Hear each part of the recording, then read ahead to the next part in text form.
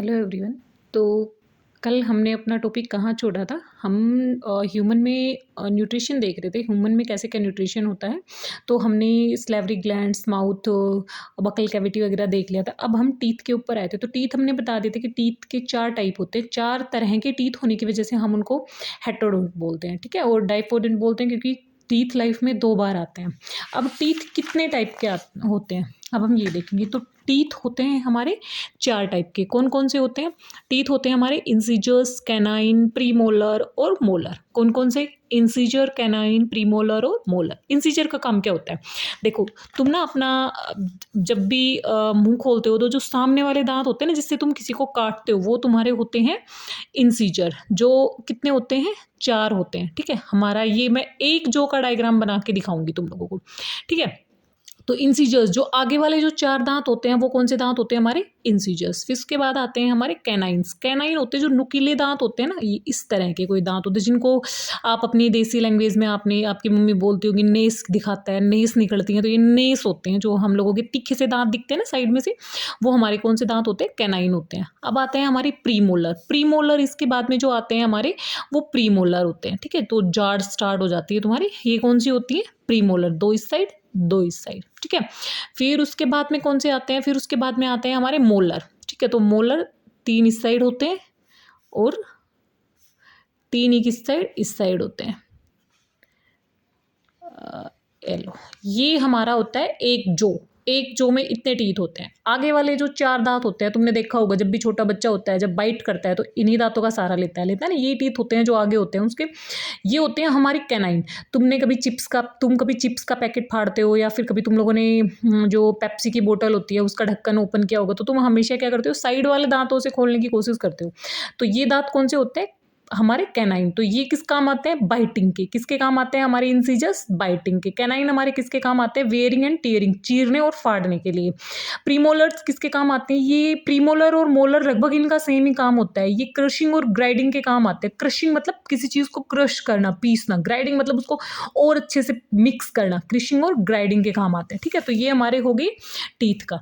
Teeth formula in adults. Adults के अंदर teeth formula क्या होता है? अडल्ट्स के अंदर टीथ फॉर्मूला होता है 2 1 2 3 2 1 2 3। मतलब ऊपर टीथ कितने होते हैं हमारे? हमने कितने बताए भाई? टीथ कितने होते हैं हमारे 32 टीथ होते हैं। तो आप इसके हिसाब से देखो कितने हो गए। एक जो में 16 टीथ होने चाहिए, मतलब 16 टीथ होने चाहिए। 1 यहाँ से स्टार्ट हो जाओ। 1 2 3 4 5 6 7 8 9 10, ठीक है? फिर 11 12 13 14 15 16, कितने हो गए? 16। 4 कितने? 4 हो गए हमारे कैनाइन। 2 हो गए हमारे क्या?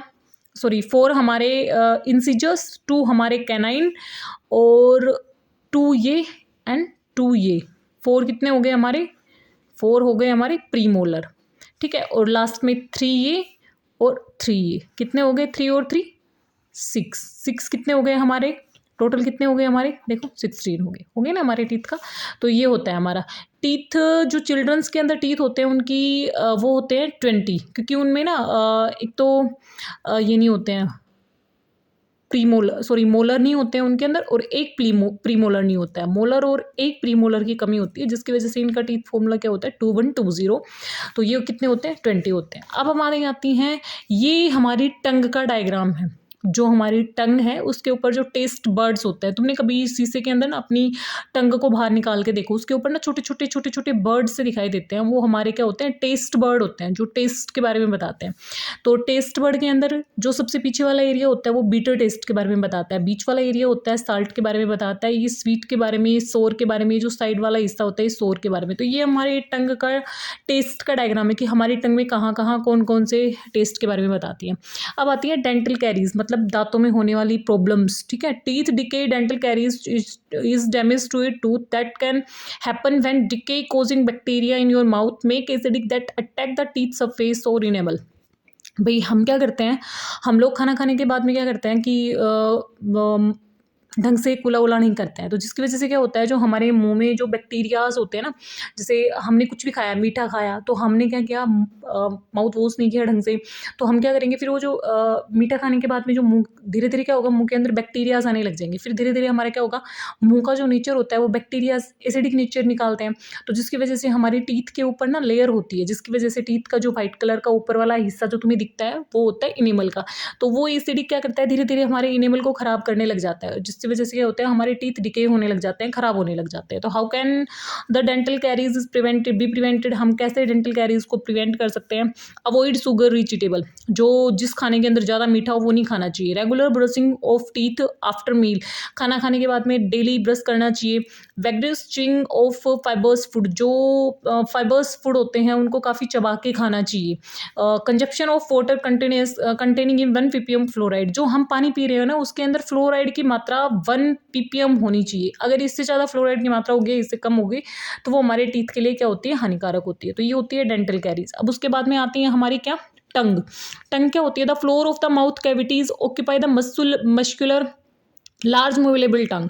तो टंग क्या होती है, हमारी माउथ की कैविटी के अंदर होती है, कैसी होती है, मसल्स से बनी होती है। भी हमारे टंग के अंदर कोई भी किसी भी तरह की बोन नहीं होती है, ये मसल्स की बनी बनी होती है पूरी। लार्ज मूवेबल होती है, मतलब हम इधर उधर पूरे मुंह के अंदर अपनी टंग को घुमा सकते हैं, बाहर निकाल सकते हैं। Tongue is an organ of taste which has taste but, क्या होता है, टंग किसकी चीज़ का ऑर्गन होता है, ये हमारी टेस्ट का ऑर्गन होता है, और इससे हम टेस्ट, इसके ऊपर टेस्ट बड होते हैं जो हमारे टेस्ट के बारे में बताते हैं, ठीक है।